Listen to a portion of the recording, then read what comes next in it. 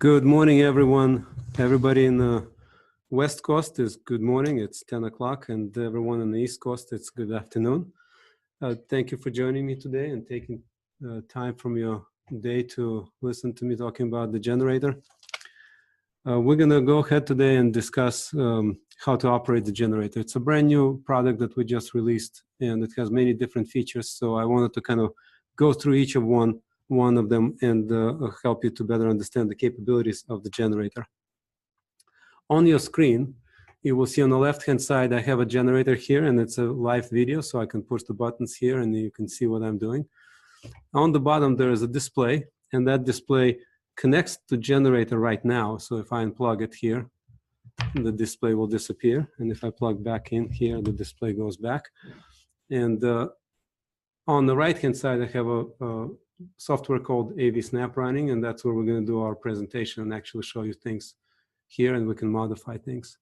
Also, look at your screen. There's a should be a button for notes or comments or chat. There's a chat button. You can press alternate H shortcut, and then you'll be able to chat. I have somebody else online that will be able to respond to your questions. And I'm kind of moving around here as I do different things, so my sound may fade just a little bit. I'll try to stay close to the microphone so that sound doesn't fade. Let's go ahead and start. On the bottom right, we have a generator and tester and cable tester and the analyzer, a new product from Altinex. It comes in the carrying case like this with a power supply. So if you look inside, this is what comes with it. It's a battery that goes on the inside here, on this side on the bottom. It has a charger, charging cable that connects to this port right here. It's a charging cable right here. And also it has a little test cable, which is used to make sure the generator is working fine. So if there's any concern, if generator is working, you just plug the test cable and run the test, and it says, hey, everything's okay. So we'll go through this. So there's a couple of ports here. So let's go to a setup right now and go through different modes so I can show you how each mode operates. On the back or in the front of the generator, you will have two connectors. One is input and one is output. And obviously, when you test the cable, you connect the cable between input and output. When you generate the signal, you just need to generate it as an output. And if you do analysis, you would also do input and output. So you would get the signal from your source into the input and then out to the monitor, and that's how you're going to analyze the signal. So in this case right now, this is exactly how we kind of set up in an analyzer mode. And as you can see, we have a laptop on the left-hand side. Drive goes into the input right here, and then you have the output goes to the monitor on the other side, and that's what you see on the bottom left corner. So the first thing we need to do is to figure out how to set up our device, and we'll go through this in details. There's about 5 or 6 settings that you need to be aware of. So to get to the setup, it doesn't matter where you are, just press menu key. Always get to the original menu key or the menu, and no matter what mode you are, just press menu key to get to the main menu.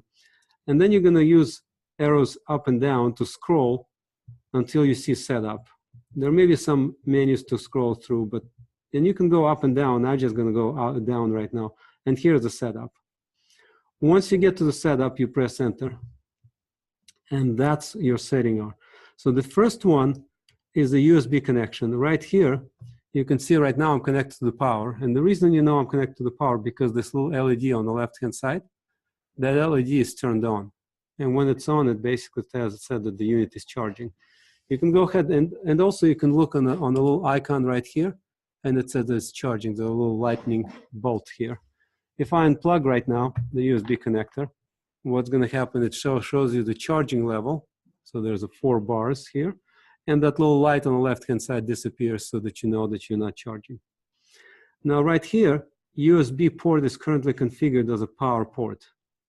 You can change this and configure it as a RS-232 port. So for example, if I press enter and I use arrow key down, it is now RS-232 port once I hit enter.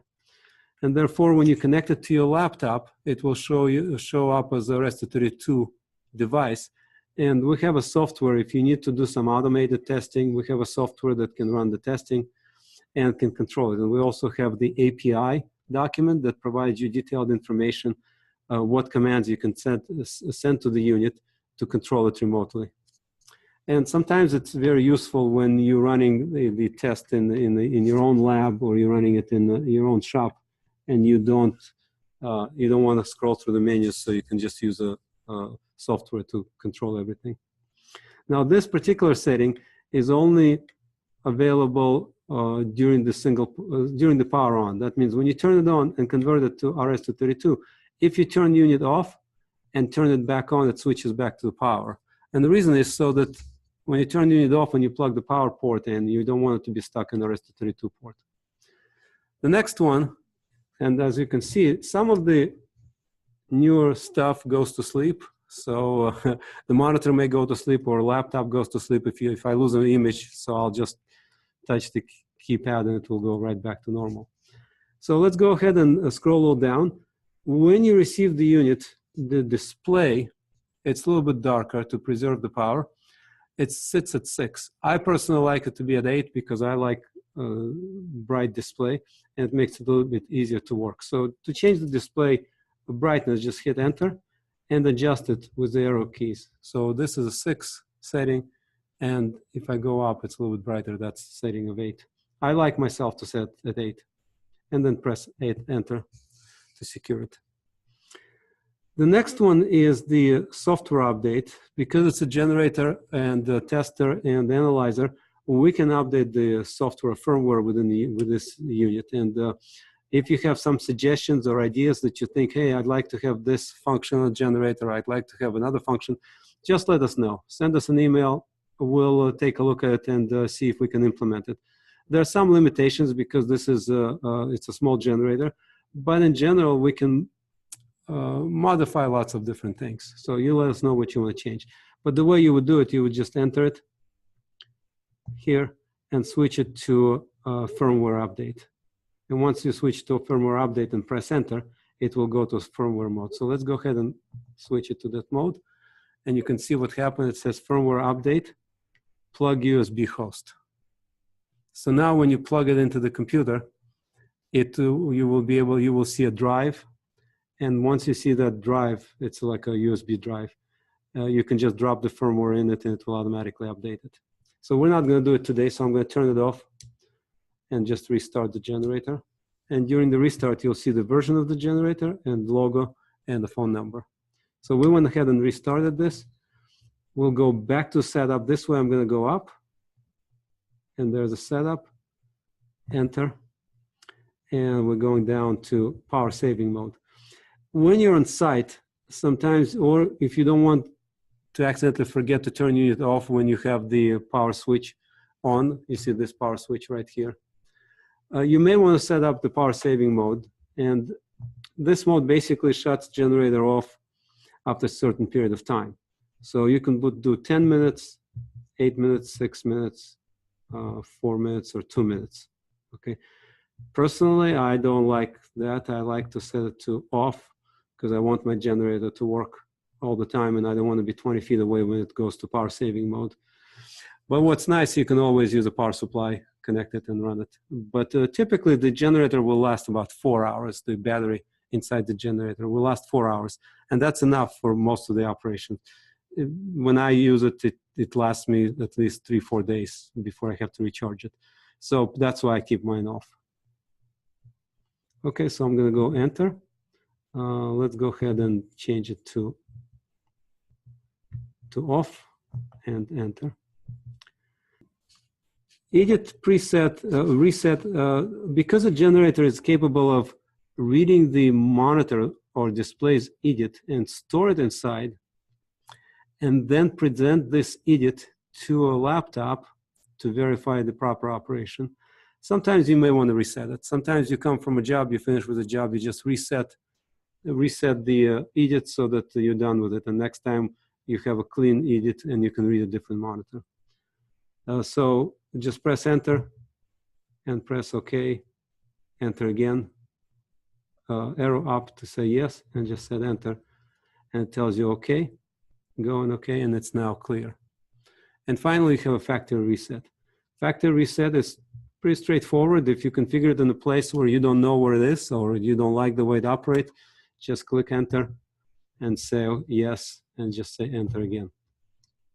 It will go dark, and as you can see, the display on the screen also went dark because the generator stopped passing signal through. And now it's reset, and we're getting signal back. So it takes about 3 or 4 seconds to reset. All right, let's move on to the cable test. Well, since we're already on the analyzer, there's different modes here. So let's go ahead and look at the analyzer. And if you want to change the mode, you press the task or mode change right here. Okay, so right here on the top it says analyzer. And in this case, we're connected to a laptop that's connected to the generator input. We pass signal through, and we go to the display. The generator can handle anything from 720p and up to 4K signal, so it will pass through anything. It's a 16 gigabit bandwidth, so you should pass every resolution that you're able to put through it. So what I'm going to do, I'm going to kind of look through this and say, what do I want to analyze it, okay? So one of the things you can do is to monitor the source right here and see what's happening. By clicking enter, what it does, it tells you what's happening right now with the source. So for example, I have a resolution on my laptop, 1920 by 1080. It's running 59 Hertz. Currently, HDCP is off, and typically it is unless you're running some content that's HDCP protected. Let's say if you're playing a movie in a movie player, or if you have iTunes, and then you may see the HDCP turn on. It tells you the format, so this is not editable, so you can't really, you can scroll through this, but you cannot modify anything here. This is just monitoring the source. In this case, you can put different laptops, plug in different laptops into the analyzer, and it will tell you what the laptop is producing. Because sometimes laptops tell you that they're producing 1920 by 1080, but that's not the real resolution that they're sending out. So we want to make sure that we know exactly what's coming out. HDCP is off, format is HDMI, color space is RGB. What you will find that some laptops or computers will produce YPBPR color space and some RGB. Most of the displays are now smart enough and that they will go easily between both of them, but some displays will not. So Macintosh, if you connect Macintosh to here, usually it will show us the YPBPR signal. Let's go ahead and scroll down and see what else we have.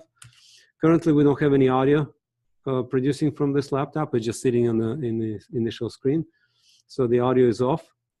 And the deep color, we have only 8 bits. So we're transmitting 8-bit color information per channel. Okay. And there's some additional audio information that you can look up. It's not that important. If you have a 3D, it will show you that you have 3D. Okay, HDR. If the AV is muted, for example, you're thinking, why is it that I'm not getting video or not getting audio? You may look at this and says, hey, it's AV muted. Of course, it's not producing anything. And then it goes back. So that's as simple as that. That's how you monitor it. You plug it in, leave it there, and plug different sources and monitor. What's interesting, you can put this analyzer anywhere in the loop. So let's say if you have your audio-visual system, so this is going to be your AV system. We'll call it fill color. So that is your AV system. You can put analyzer in the beginning of your AV system. That means insert it right here before it gets into the AV system. So like this.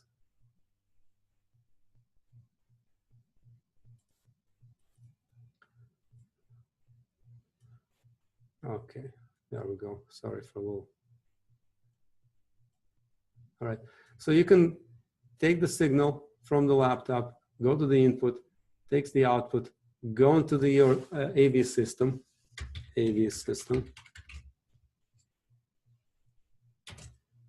and then from your AV system, you go to your display. So that will check all the input settings, okay? Is everything okay on the input? Is my source okay before it gets into AV system? Then when you're done with this, you can take your signal and say, okay, I'm going to go directly to my AV system here. But I'm going to go on the output of the AV system. And I'm going to take the monitor to here. and the output from AV system goes through analyzer, like this. So what we're doing now, we're testing what happens after audiovisual system is hooked up and plugged in. So and that will help you to figure out where the problem is, because the problem can occur at the source, the problem can occur at the destination. So you can insert it anywhere you want to determine the state of the system. So in our case, we connected just directly from the laptop to the monitor, and we plugged it in between. So let's see what else can we find here. So we're going to go to the main screen, and now we're going to come back down, and we're going to monitor HDCP. So if you're trying to figure out any problems with HDCP or high definition protection, this is a place to do it. You monitor it. So the way that, after you wake up the display, okay, the way you do it, you just select HDCP, press enter, and it can tell you that the source is off. So the HDCP does not have, the source does not produce HDCP, okay? And then our HDCP port, it doesn't give you information because there's no HDCP. You can see that it can go get you all the information. It can give you KSV values, A and B. It can, how it exchanges, count of exchange, how long, whether receiver and transmitter communicate to each other. So anything you want to know about the operation of HDCP, that will tell you. So if there's any interruption with HDCP, if it constantly recycles or screen turning to the snow, you will be able to see the interruptions here, and it will show you where the problem is. Back to the menu. You can now also monitor, it's called SCDC, which is a status and control data channel. So let's go ahead and see what it has inside. And you can see that on the receiver, SCDC port is on, the version of the sync is on, source version is on, and scramble is off, okay? So you have some of the information here. And we have additional guide that gives you detailed information on every one of them. So there's a CD channel communication, and you can also look at the start and reset the whole port.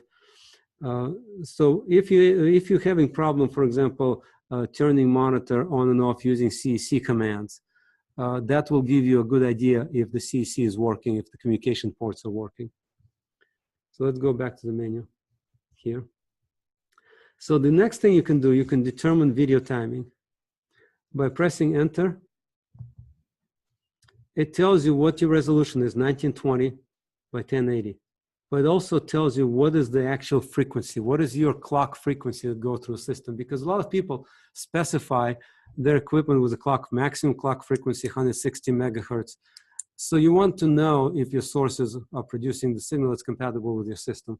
In this case, I'm producing on my laptop 148.310 megahertz. Okay, and the pixel clock is 148 megahertz. And we're working at 4.449 gigabits. So that's your transmission rate, 4.449 gigabits per channel. Okay. And video timing, this is just an offset. You don't really need to, there's nothing special here for us to look at. It's just this screen is the main screen. So it gives you the bandwidth of the signal, the in gigabits and also in megahertz, and the resolution of the signal. Let's go back to the menu. You can also look at the audio timing. If your particular device or transmitter is sensitive to the audio timing, you can look at this here. And in this case, the sample number, AIF and ACR gives you, is present in the audio stream. And it gives you the transmission rates. Going back to the menu, there's a couple of other pockets in Idiot Analyzer. Most of the time, Idiot Analyzer and Idiot Emulator, they're used for research work if you need to find what's not working in Idiot. But most of the time, manufacturers would be able to use this function. For you, you can you can copy sync. You can basically copy what the monitor looks like. All right. You can also burn sync. That means if the sync is programmable, you can program the sync with this idiot. So for example, some of the manufacturers produce equipment where idiot on the inputs to HDMI is fully programmable. And we do this on our devices. That's to make sure that you can match them to the source, especially if you have a large matrix switchers or you have a matrix switcher over IP, you would want to match the sources. So what you can do here is to go ahead and enter and read. Okay. And there you go. We just read this idiot on C1, and you see it says Samsung idiot, and now it's stored. So now I can go to my devices on the input if I need to, and I can program this idiot on the input. And to program it, you say burn. In our case, the monitor cannot be written to, so there's nothing to really adjust here. So let's go back to the main menu. Okay. And then we're set up, which is standard and information. And that's it. So that's where you kind of going with the analyzer. So you can do a lot of different things and determine if the system meets your specification. If you have to validate the system per specification or requirements, you can plug it in and see that passes the signal, 2K, 4K, number of, color depth, 3D, all of this can be tested here. So the next thing we're going to do is to look at the let's see, cable configuration. In this case, we're going to test some cables, and I have some good cables, some bad cables. So I wanted to kind of go through and show you what each one of them does. To switch the mode, you press the task mode button right here. Notice that I can switch the mode pretty quickly just by pressing button. You see, I can switch the mode, but it doesn't mean that it's switched. You have to stop and wait about 3-4 seconds. There you go. When it actually says that it's in cable T mode. Now, once it's in cable mode, as you can see, my television display went turned off because we're not generating signal anymore. We're not passing signal through. And the ports are configured for testing HDMI signal cables. So I'm going to go ahead and unplug my cables from the display and from the laptop. And I'm going to first show you what the good cable looks like. So we'll plug the one cable on one end, the other cable in on the other end. So this is a short cable. It's about 6 feet long. And we're going to run the test on this cable. Before we run the test, let's go ahead and do the cable setup. I'll go ahead and enter here. So here you can decide how strict do you want to measure the cable. I personally like to have a strict measurement, so that compliance to HDMI. So I put strict right here and enter it. When you do normal, that's done basically a normal cable would behave this way. But with strict, it has to match all the HDMI specifications for cable to pass. I personally like to use strict, but you can switch to mode. If cable doesn't pass on strict, you can switch to normal. If it passes on normal, chances are that it's going to work just fine. But at least it gives me some indication if the cable is on has some limitations or on the edge. The next thing we have to do is to select the cable length. There's only a few selections, so you're looking at approximately what your cable length is. So let's assume 2 meters, in this case 6 feet, about 2 meters. You can go to 5 meters, 4 meters, 3 meters, and 2 meters. So some people would ask, well, why are we going only to maximum 5 meters? Well, because that's what the HDMI specification says. The maximum cable length shall be 5 meters. In your case, you may be running 20-foot cable, not 15, but 20-foot cable. You may be running 30-foot cable with different gauge and 40-foot cable. So if you're running anything longer than 16 feet, just set it to 5 meters, okay? And that's going to be fine, and it will be able to do the testing. So we're going to go ahead and enter. Well, in our case, I have 6 feet, so we're going to go 2 meters. And this is the time how long the test will take. So there's a couple of tests that it does very quickly, but there's one test, signal integrity test, and that's whether there's any dropouts. And it also gives you ability to move cable around. So let's say you move this around left and right. If you're thinking that there's an intermittent cable that when you move it around, things change, or the intermittent connection on your system, that's why, how long do you want to continue testing while you're doing some kind of a checking of the system, okay? So by pressing enter, you can do 2 minutes, infinite, that means stay in test most all the time, or put 1 hour, 30 minutes, 15 minutes. You know, one thing is good if somebody has an intermittent problem and you don't know if it's due to the cable or not, you can plug it in and just leave it running. Do something else, come back and see if you get pass or fail. Because it measures the pockets of signal it passes through. So if it starts losing any of the packets, it starts recording it and it says the cable failed. So that will give you a long-term evaluation of the cable. In our case, we're going to just put 2 minutes for right now and go ahead and press enter. And that's it. There's no more menu here.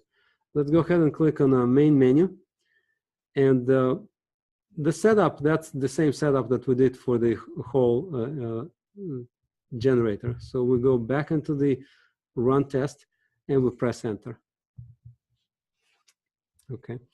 Right here, now that we pressed enter, it says that we're going to measure strict cable, 2 meters, and a 2-minute run, and click enter to start the cable test. So I'm going to go ahead and enter it.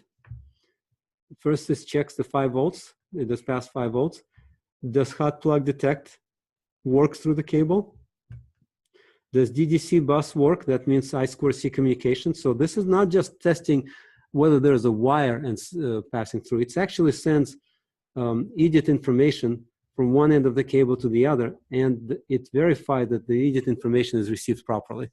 So because we know what idiot information we're sending, we can verify if we're receiving the same information. So that basically solves a lot of problems with intermittent not being able to read idiot. Then we go to CEC, that's a consumer electronic control, and it says whether it's passed or not. The next menu, when we go down, it's actually running the 2-minute test. And I think maybe I used the wrong cable here. That's okay. So look at this cable. So this is actually good to see this. I put strict 2 meters and it failed the test. So I'm going to go ahead and rerun the test and just see what's happening here. Pass. Then we go down here and it says something is not connected right. Okay, so that's passed. That's a failed. The cable failed, which is great. I know that the cable is not good anymore. So let's go back to the menu. I want to show you a couple of other cables and how you would see the issues with the cable. So there's a little shorter cable that I'm going to plug in. Because remember, this particular cables that I just tested, it passed all the tests except the bandwidth test, or whether it's received the packets. This particular one will probably fail on a couple of other things. So this cable, let's go ahead and run the test. Now notice that it keeps the results from the previous test. So don't get confused. It does not mean it's passed. What we need to do is to hit enter for it to start analyzing it. So I'm going to go ahead and hit enter. And it's checking the 5 volts. It's failed. Hot plug detect failed. DDC bus failed. And CEC bus failed. Okay, so I'm sorry, DDC bus passed, but CEC bus failed. And it didn't even go, also the bandwidth failed. So you can see this particular cable, even though it looks really nice, there's nothing wrong with the cable, it looks perfectly. As soon as you plug it in, it fails, and you're all done with this cable. So that's a big deal to know. And it's only 3-foot cable, and it's a brand new cable we ordered online just to see to demonstrate this type of things. So let me go ahead and remove it, and I'm going to do. If you want to know what this cable looks like, I'm just going to show it to you. This is a cable that we just tested. Okay. So let's go ahead and run this test and see how this cable will work. That's a different cable. Let's go back to the menu, enter, run test. Notice again, do not pay attention on the first run because it keeps the memory of the previous test, and just go ahead and press enter and see what happens. So right here, all the things passed. Let's see if the band was passed. but we failed the bandwidth on this test, on this cable. So that's another one. Now this particular cable has the amplifier built in, so you can see that there are different type of connectors. So signal cap passes from the output through the signal to the amplifier. And so something happened to the amplifier, it failed. So that's how useful this is to determine, you know, if your cables are good or your cables are failing. It goes much more beyond just using a simple tester that tests the conductivity, because the conductivity doesn't tell you whether you're going to have the cable that passes the signal, and it gives you a false impression that the cable is good whereas the cable is not working properly.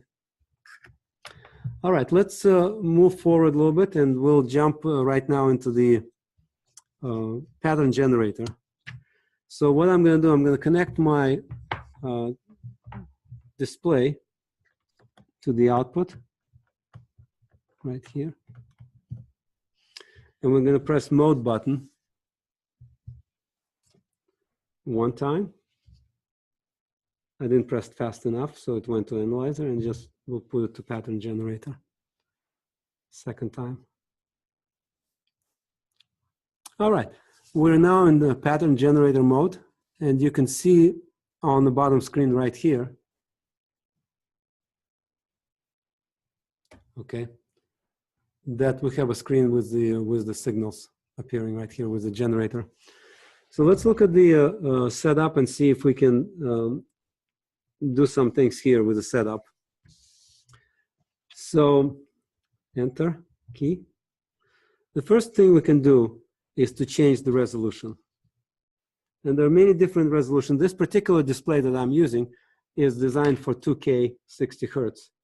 So we may lose the signal, but I just want to show you how it works. So you press it in here, it highlights here. And right now we have 1920 by 1080, 1080p, 60 Hertz. We can go to 3840 by 2160, 24 Hertz, 25 Hertz, 30 Hertz, 50 Hertz, and 60 Hertz, all of this progressive, so non-interlaced. And then we can go all the way to 4096 by 2160, again, 24, 25 Hertz, 30 Hertz, 50 Hertz, and 60 Hertz. And then as you continue, T1, which is the resolution, the lowest we have is 720, 720p at 59 Hertz, and then 50 Hertz, 720 by 576, 1280 by 720 at different resolutions. And then 1920 by 1080 interlaced, 50 Hertz, interlaced 60 Hertz, and then 1920 by 1080, 24 Hertz. And at that resolution, we already have the signal appearing on the screen. Okay. So once you select what you want, 1920 by 1080, you just hit enter, and it will change the resolution on the screen. Okay, the webcam a little bit adjusting to the focus, so sorry about that. All right, so now you're done with that. The next thing you can do, you can change to color bar. You can actually modify the type of display you have. You can have grayscale, color bar, individual colors. So, but my favorite is a color bar. That's where I want to sit most of the time. If I want to adjust the display for grayscale, I use a grayscale. So let's go ahead and enter again. You can have vertical lines if you like to see the bandwidth a little bit, vertical lines. So some people requested crosshatch, like a checker pattern. So we're probably going to add something like this, but right now we don't have it. So let's go ahead to the different colors: green, magenta, red, white, yellow, and then color bar. So you also can change the format. If you have, currently we have HDMI output, but you can also use the generator for DVI output right here. And DVI output, you just need a little adapter between HDMI and DVI, and you should be able to run DVI displays and run the test on the DVI mode. Okay, so I'm going to go ahead and keep it at HDMI. And finally, You may want to test whether your monitor is capable of working with RGB mode and also color space mode.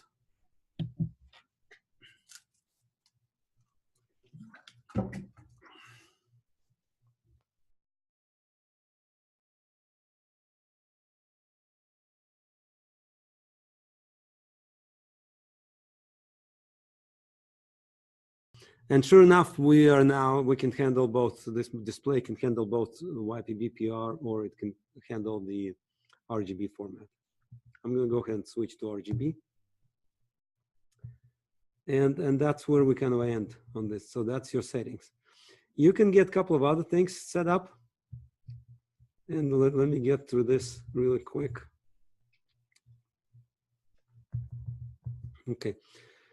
The color range, that determines how many bits of information you're sending in the color. So if you want to test your full or limited, so the full would be full 32 bits and then limited here, if you go to 24 bits. Then scroll down. I'm going to go ahead and keep it at full. Scroll down to, next we have audio. You can have 7.1 format for 7 channels if you want. You can also adjust it to 5.1 format for 5 channels if you need to test the system. And you can also do the stereo. In many installations that we can verify and test, most of the time it's overhead speakers, so we use 2 channels. And it has a tone that tone is produced, so you can check the system. And just press enter, and it will switch to the 2 channels. You can also decide if you're going to produce HDCP or HDCP or not. So go ahead, enter, and you can enable HDCP. I'm sorry. Now, important here thing is you can do 1.4 or 2.2. So I'm going to go ahead and enable 1.4, and by pressing enter, and you can see that the red light turns on around HDCP. So, and right here, it tells you that the red light is 1.4. If it's a blue light around this HDCP button, then it's 2.2. So we're going to go ahead and press the button, and right here on the top, it showed you what HDCP level it works. Now notice the display does not accept 2.2 HDCP, and therefore it will not produce the image. So you can press it again, and the image is coming back again, 1.4. And the display is working fine. And finally, when we go 2.2, it doesn't work anymore. Okay, it cannot communicate. And notice that this blue light starts flashing. A blue light flashing saying that this display, or it could be a distribution amplifier, or a switcher, or any other device input, this particular display or a sync is not capable of handling HDCP 2.2. And that's an important part. So just click again. I switched to 1.4, and we're done. Now what we can do also here, we can save HDCP K values, and basically K values are allowed so that we can present the same HDCP to our devices and see if it will be accepted. So for example, if you're working as a pattern, you can store the K values and then turn around, become a sync, and see if those K values work with other devices. It's a little bit more advanced, so we're not gonna do too much on this. But if you need additional information, we have a document available. Finally, you can do AV mute if you want to turn the AV mute on and off. You can also turn the output on and off. And finally, you can also, the 5 volts that are on pin 18 of the HDMI connector, you can turn those permanently on or follow the source. In our case, I like to just use follow source.